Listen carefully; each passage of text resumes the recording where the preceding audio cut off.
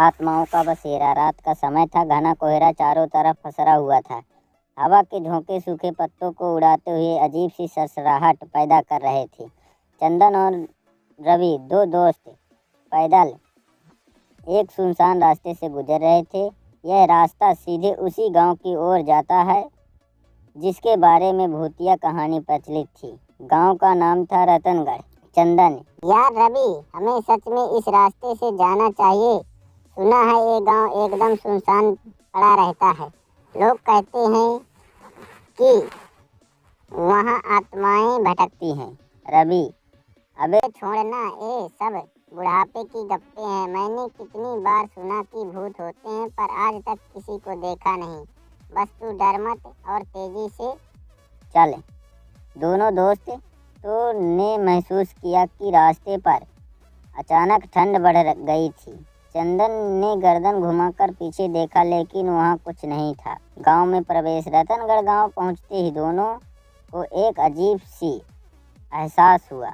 चारों ओर वीरानी थी, अध जले मकान, टूटी हुई खिड़कियाँ और जंग लगे मंदिर की घंटी। सब कुछ जैसे किसी भयानक घटना की कहानी कह रहे थे। अचानक हवा में किसी के फुसफुसाने की आवाज़ आई। चंदन ने रवि की बाहें कसकर पकड़ ली। चंदन: रवि, ये हवा में अजीब सी गंध क्यों आ रही है और ये आवाज़ें? रवि: भाई, तू तो बहुत डरपोक है। देख, वो सामने एक पुराना कुआं दिख रहा है। चल वहाँ चलकर देखते हैं।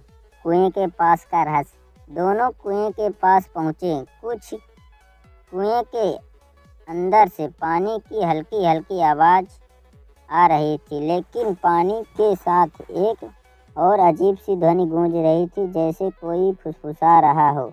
अचानक कुएं के पास पड़ा सूखा पेड़ हिलने लगा। दोनों पीछे हटे और तभी एक कंकाल जैसी आकृति कुएं के किनारे पर उभर आई।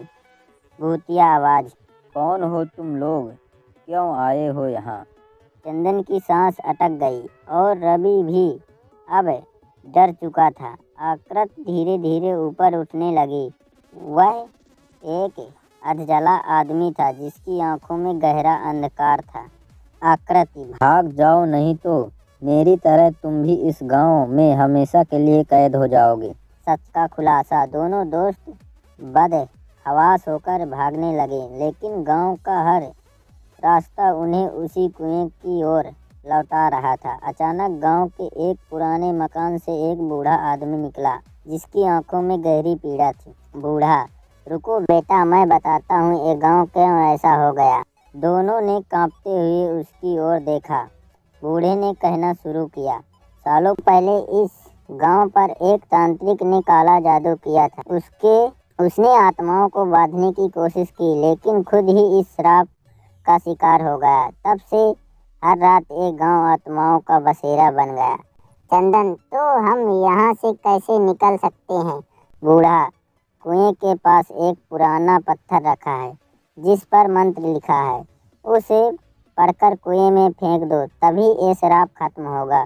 दोनों दोस्तों ने हिम्मत जुटाई, कांपते हाथों से पत्थर उठाया, मंत्र पढ़ा और कुएं में डाल दिया। अचानक जमीन हिलने लगी, हवा तेज हो गई और वो भूतिया आकृति एक चीख के साथ गायब हो गई। चारों तरफ का अंधकार धीरे धीरे छटने लगा। गांव का रहस्य सुलझा गया। सूरज की पहली किरण फूटते ही गांव का माहौल बदल चुका था। पेड़ हरे हो गए, मकान चमकने लगे और वह बूढ़ा आदमी भी मुस्कुराते हुए प्रकाश में विलीन हो गया। चंदन और रवि दोनों हैरान थे। रवि: यार, ये क्या था? हमने सच में किसी शराब को खत्म किया? चंदन: जो भी था, अब दोबारा इस गांव की तरफ कभी नहीं आएंगे। दोनों दोस्तों ने गांव को एक आखिरी बार देखा और चल पड़े। पीछे गांव अब एक सामान्य बस्ती की तरह लग रहा था, लेकिन क्या सच में वहां से सारी आत्माएं चली गई थीं या फिर कोई अब भी वहां भटक रहा था? अंधेरे में एक धीमी हंसी गूंजती है।